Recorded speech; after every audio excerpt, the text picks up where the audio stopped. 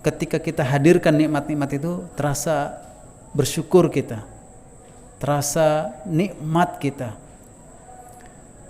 Artinya kita sekarang sedang berada menuju kepada detik-detik, saat-saat, malam-malam yang sangat utama.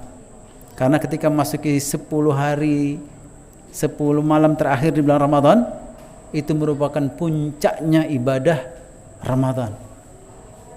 Artinya kita sedang diberikan kesempatan oleh Allah Ta'ala untuk menikmati malam-malam itu. Dan ketika Allah Ta'ala sedang menghamparkan nikmat-nikmat itu, Allah ingin melihat hamba-hambanya supaya bersungguh-sungguh, bahkan berlomba-lomba untuk mendapatkan kenikmatan-kenikmatan itu. Dan baginda Nabi SAW ketika berada di malam-malam seperti ini, kana idza dakhala al-ashr al-awakhir ahya al-laila ayqadha ahlahu wa shadda al-mi'zara. Nabi SAW memberikan sunnah teladan kepada kita ketika menjelang akhir Ramadan. Kita sekarang sudah berada di 17, sebentar lagi memasuki 10 hari terakhir.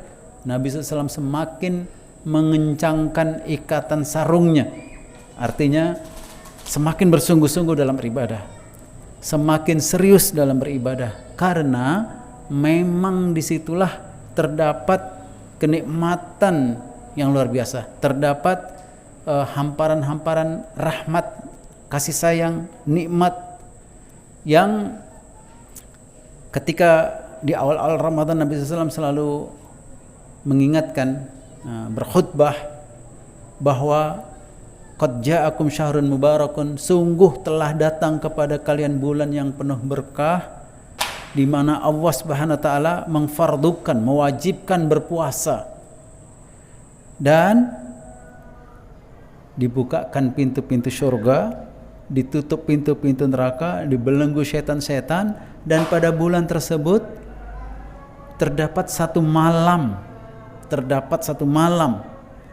yang nilainya apabila dipergunakan untuk ibadah lebih utama, lebih mulia daripada 1000 bulan. Nah, itulah yang diburu, itulah yang kita diajarkan untuk bersegera, berlomba-lomba untuk mendapatkannya. Itu puncaknya. Karena ketika 1000 bulan itu dihitung, ini bahkan bisa jadi lebih lagi daripada itu. Ini menunjukkan bilangan tertentu yang menggambarkan indahnya, menggambarkan mulianya, menggambarkan besarnya nikmat yang Allah Ta'ala berikan kepada kita itu. Oleh karena itu Nabi SAW mengajarkan kepada kita, memberikan teladan kepada kita untuk semakin bersungguh-sungguh ketika mendapatkan keutamaan di bulan Ramadan. Nah, bulan ini memang menjadikan bulan yang istimewa bagi umat akhir zaman, yakni umatnya Nabi Muhammad SAW. Nah, umat ini dijadikan istimewa oleh Allah. Umat ini dijadikan utama begitu. Dan itulah yang Nabi kita pernah bersabda, antum mufuna sab'ina ummah. Kalian ini menyempurnakan 70 umat yang Allah Ta'ala pernah utuskan ke atas muka bumi, pernah ciptakan di atas muka bumi. Antum khairuha wa akramuha indallah. Kalian adalah umat yang terakhir, yang terbaiknya dan yang termulianya. Terbaiknya dan yang termulianya. Nah, hadis ini menunjukkan satu gambaran yang seharusnya kita sadari, kita mengerti, dan kita bersyukur gitu. Karena kalau dibandingkan dengan umat-umat sebelumnya yang 69 umat sebelumnya itu, kalau dibandingkan dengan kita tidak ada apa-apanya, jauh sekali. Mereka itu fisiknya tinggi, tegap, besar, gagah, jauh lebih handsome daripada kita. Nah, jauh sekali. Nah, kita ini sudahlah kecil, kurus, krempeng, lemah, batukan gitu kan. Terdengar batuk di mana-mana begitu. Itu artinya lemahnya fisik kita gitu. dibandingkan dengan umat-umat yang terdahulu luar biasa.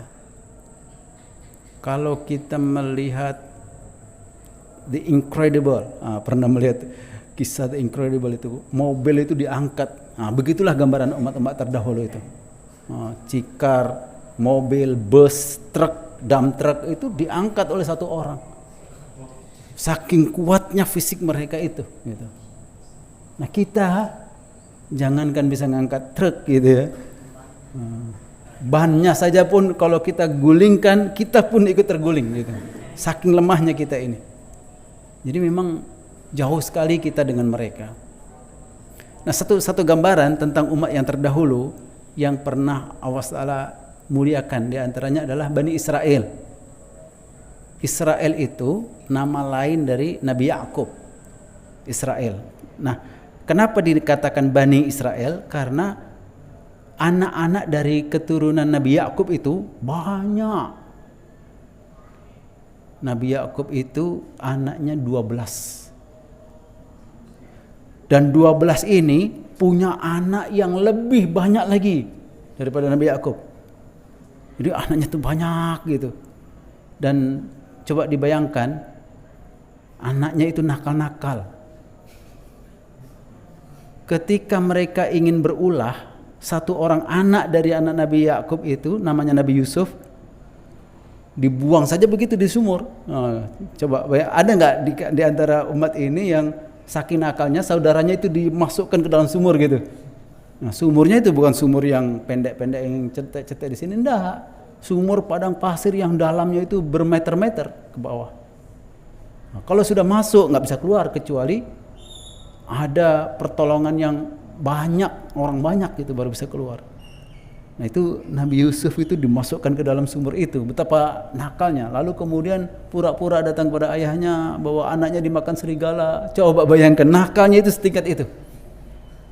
Tapi mereka-mereka itu tetap diberikan kemuliaan oleh Allah Ta'ala berupa diutuskannya nabi-nabi di kalangan mereka.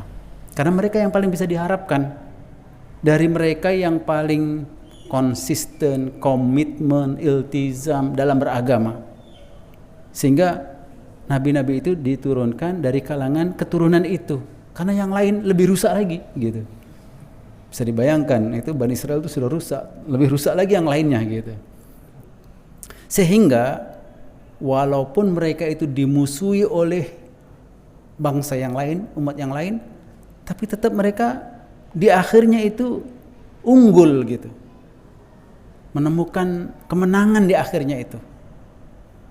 Salah satu contoh kisah saja, salah satu betapa sebelum-sebelumnya itu mereka itu teraniaya, terusir, termarginalkan, hampir habis diperangi oleh umat-umat yang lain gitu ya.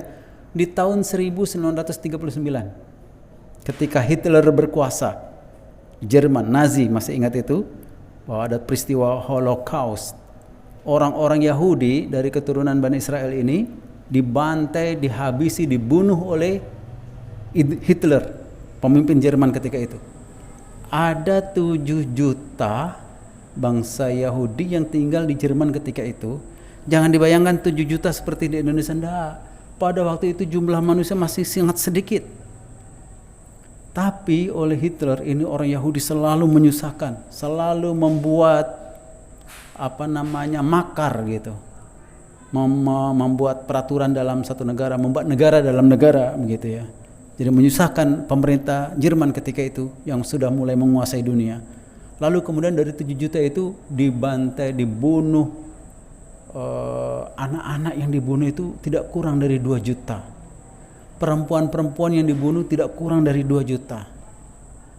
Kemudian laki-laki yang dibunuh sekitar 3 juta. Dari 7 juta hampir terbunuh semuanya.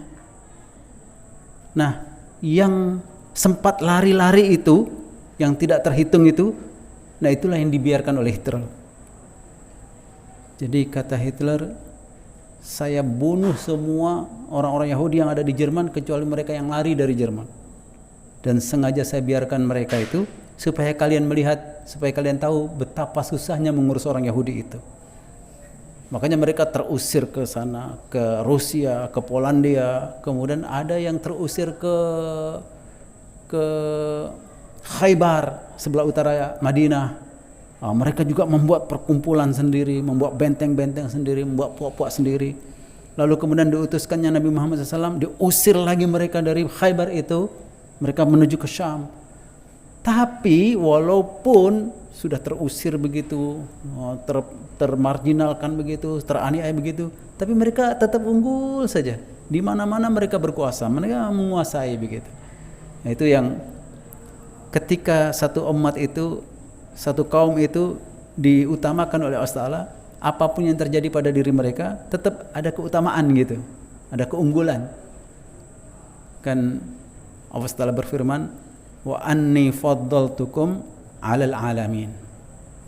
Tapi setelah itu datang umat setelahnya, yaitu umat Nabi Muhammad SAW, yakni kita semuanya umat akhir zaman ini. Lalu kemudian Allah Ta'ala berfirman, kuntum khaira ummatin ukhrijat linnas.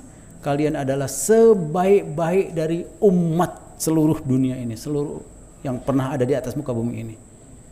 Dan baiknya umat ini, ukhrijat linnasi ta'muruna bil ma'ruf wa tanhauna 'anil munkar wa tu'minuna billah.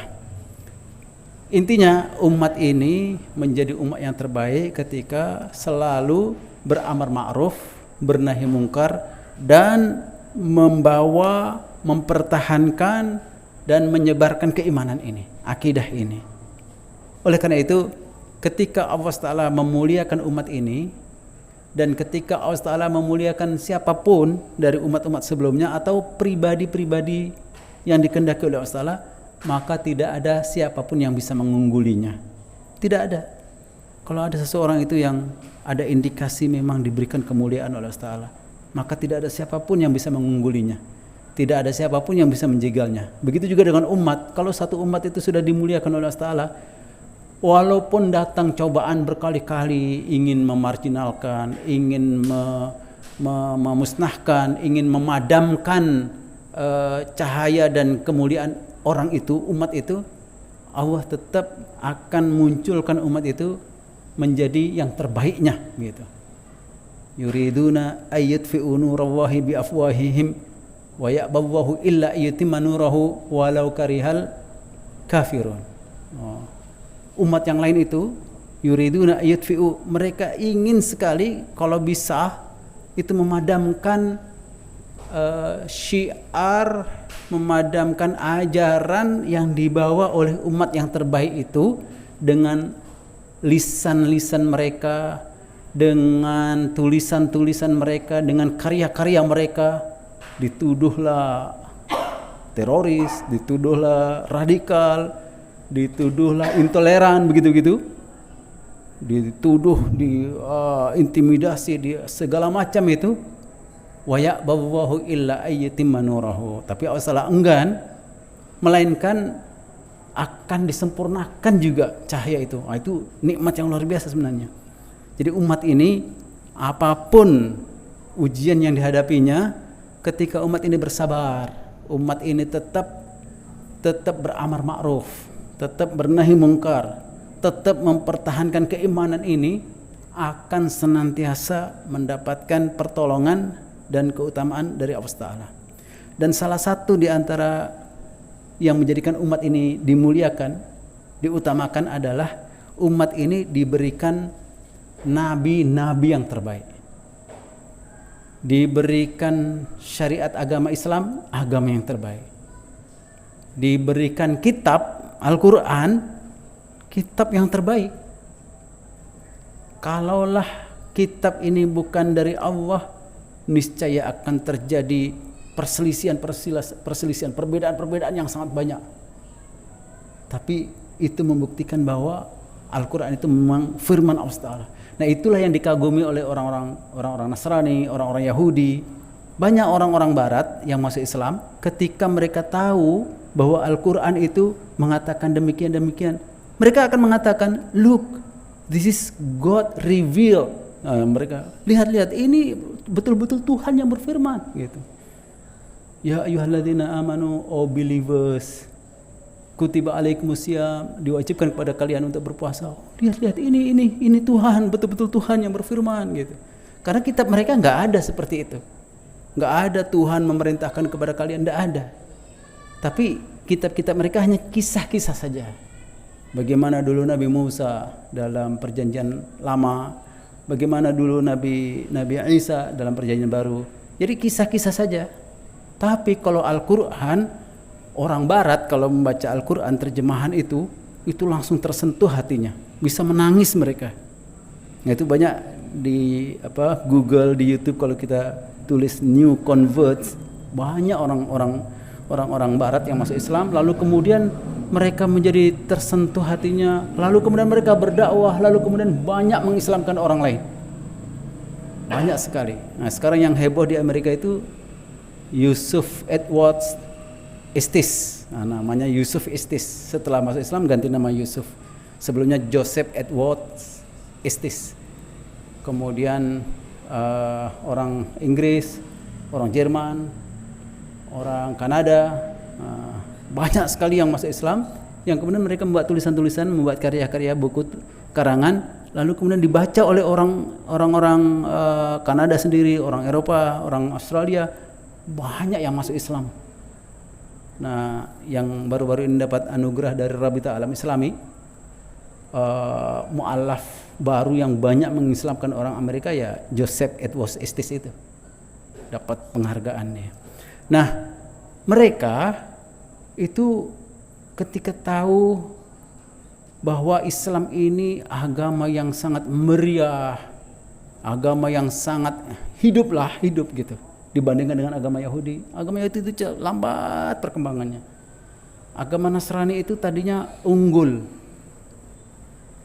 berapa miliar, hampir 3 miliar penduduk dunia itu mayoritasnya beragama Nasrani, entah itu Protestan maupun Katolik. Tapi lambat laun itu akan dikalahkan oleh Islam. Makanya ada pengarang buku Richard, siapa yang mengarang buku 100 tokoh dunia yang paling berpengaruh dalam sejarah peradaban manusia. Maka dia catatkan Nabi Muhammad SAW orang yang pertama, padahal dia orang Katolik gitu, tapi menjadikan Nabi kita Muhammad SAW itu nomor pertama dalam bukunya itu, sehingga diolok-olok, dicaci maki oleh orang-orang Kristen seluruh dunia, sampai dia diundang ke London untuk memberikan presentasi dari hasil karyanya itu. Dan dia mengatakan, saya jujur mengatakan bahwa Muhammad itu, karena dia orang Katolik, Muhammad itu orang yang paling hebat di dunia gitu. Coba bayangkan pada tahun 511 ketika itu orang Arab betul-betul jahiliyah, tapi dia berani lantang sendirian pidato di depan Ka'bah bahwa dia adalah utusan Tuhan. Nah, karena dia orang Katolik mengatakan begitu. Dan tidak ada yang beriman satupun kecuali hanya 3 orang yang pertama. Lalu kemudian ada 5 orang, anak kecil, sahabat karibnya, dan istrinya. Anak kecilnya itu 2, sehingga itu terjadi 5 orang. Nah, tapi coba bayangkan ketika di tahun 571, ketika dia sudah mulai mendapatkan perintah untuk berdakwah, dia berdakwah kepada kaumnya dan dia dimusuhi oleh kaumnya, dan dia berhijrah ke Madinah dan dia menciptakan satu peradaban sehingga kota kelahirannya, kota Madinah tempat hijrahnya, itu menjadi kota yang paling indah di dunia. Sekarang tidak ada kota yang paling heboh, paling sibuk, paling padat dalam untuk urusan ibadah tidak ada yang melebihi dari Madinah dan Mekah itu. Kemudian dulu mereka cuma 5 orang, tapi sekarang jumlah mereka hampir akan mengungguli umat Kristen. Dan kalau disebutkan saja Muhammad itu, karena dia orang Katolik, maka seluruh umat Islam seluruh dunia kalau mendengar itu semuanya gemuruh mengucapkan sallallahu alaihi wasallam. Dan kalau ada orang yang mencaci nama itu akan bangkit ratusan ribu yang siap mati demi membela agama, membela Nabi yang dicintainya itu.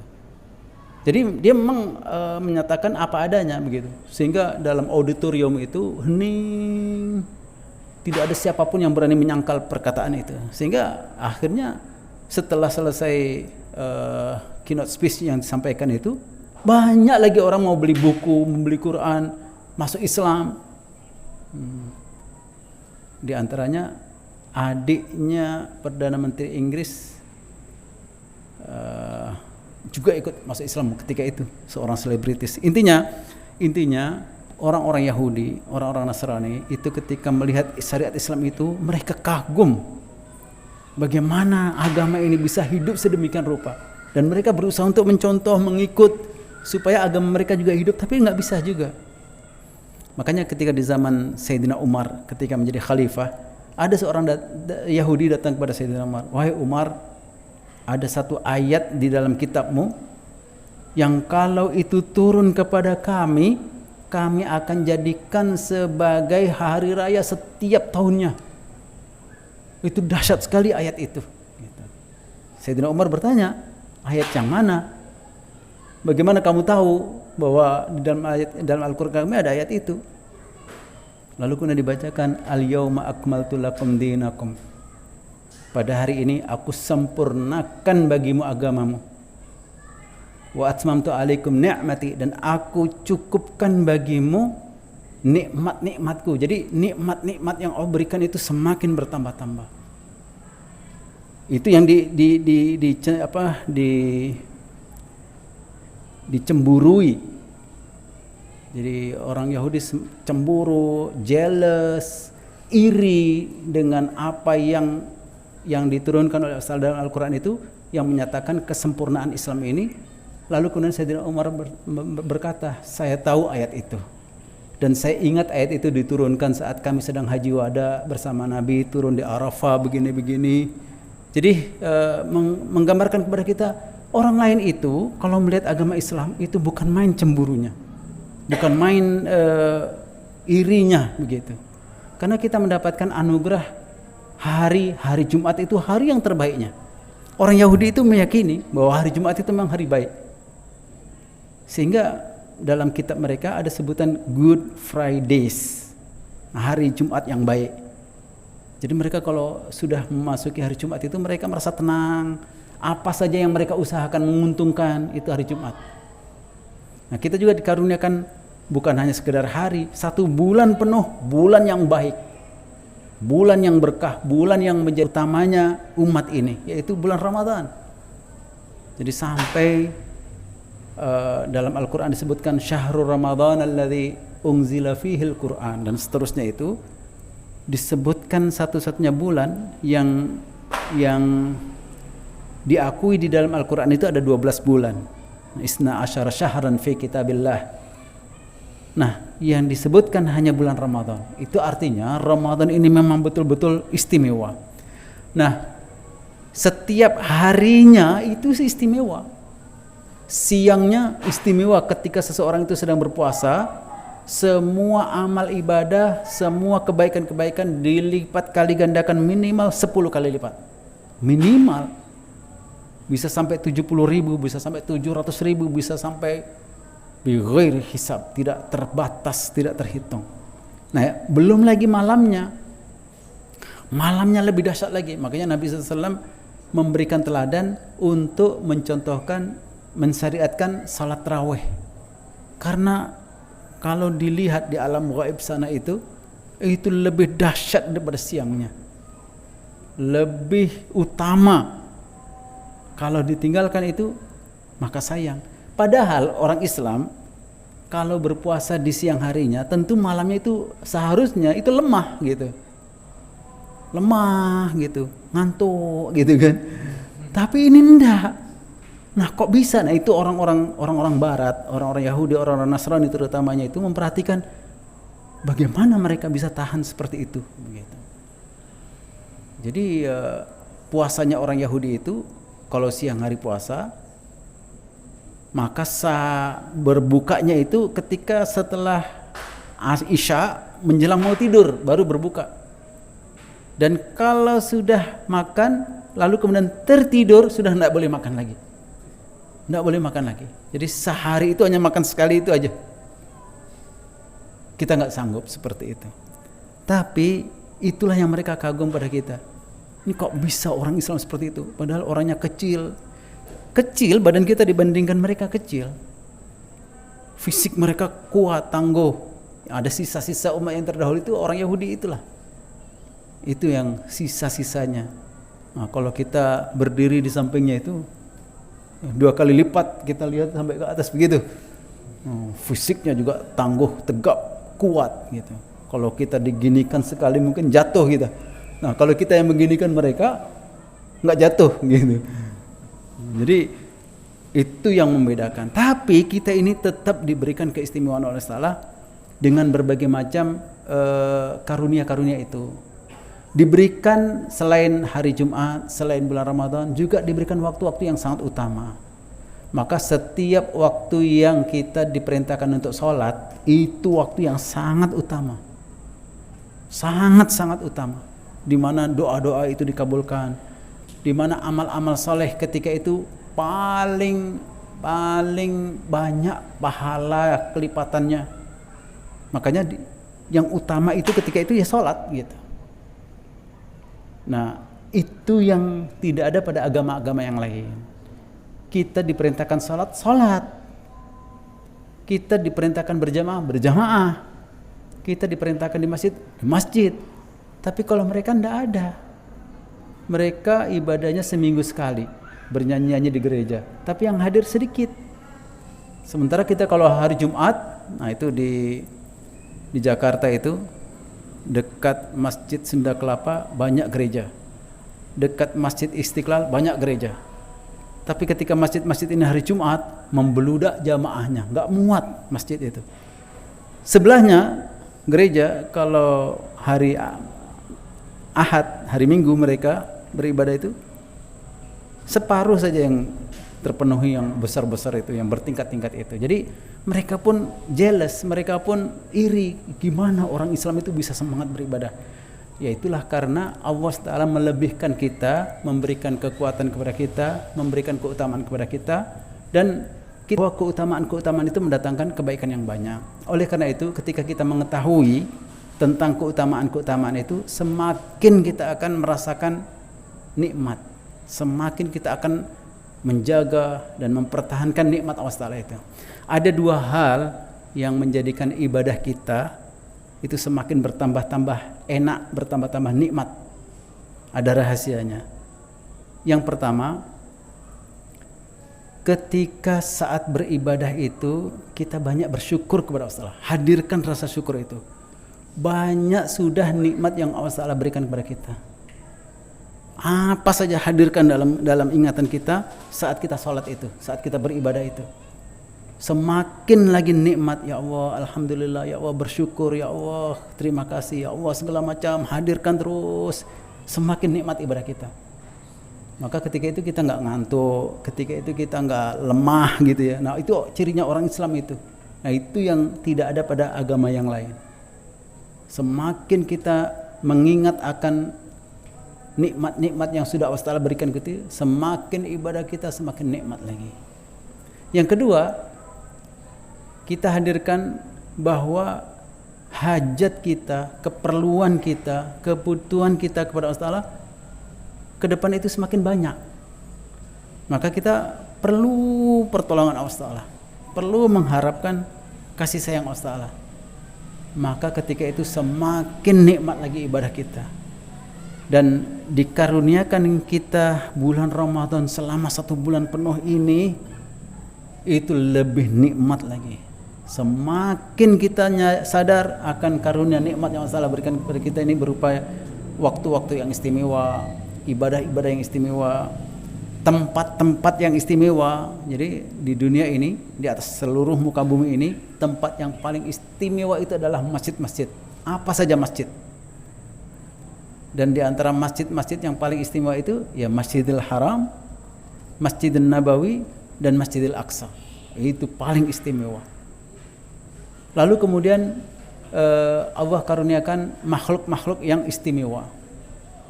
Nah, makhluk-makhluk yang istimewa itulah yang berkah, itulah yang menjadi teladan, panutan, ikutan kita. Maka kita akan mendapatkan keistimewaan-keistimewaannya itu. Nah, manusia, makhluk yang paling mulia di atas muka bumi ini, ya Nabi besar kita Muhammad sallallahu alaihi wasallam.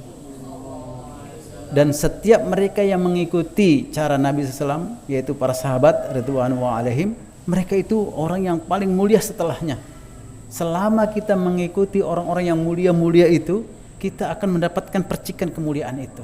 Semakin nikmat ketika kita menyadari akan kemuliaan mereka, mengetahui tentang kelebihan-kelebihan mereka itu, semakin kita mendapatkan kekuatan untuk terus bersama mereka, bersama dengan kebaikan-kebaikan itu yang diperintahkan oleh Allah Ta'ala kepada kita, ta'muruna bil ma'ruf wa tanhauna 'anil munkar wa tu'minuna billah.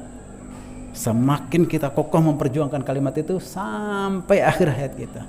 Nah, mudah-mudahan kita ketika diberikan keutamaan waktu-waktu yang utama, hari yang utama, bulan yang utama ini, semakin banyak bersyukur, semakin bisa mengambil kesempatan untuk melakukan yang terbaiknya, dan kita mendapatkan keutamaan seperti apa yang Allah Ta'ala inginkan kepada kita, untuk melakukan yang terbaiknya, bersungguh-sungguhnya, dan berlomba-lomba untuk melakukannya, sehingga kita menjadi umat yang memang mendapatkan keistimewaan, keutamaan, dan kita akan nanti pada hari kiamat akan diutamakan oleh Allah. Amin ya rabbal alamin. Aku qouli hadza wa astaghfiru wa lakum. Assalamualaikum warahmatullahi wabarakatuh.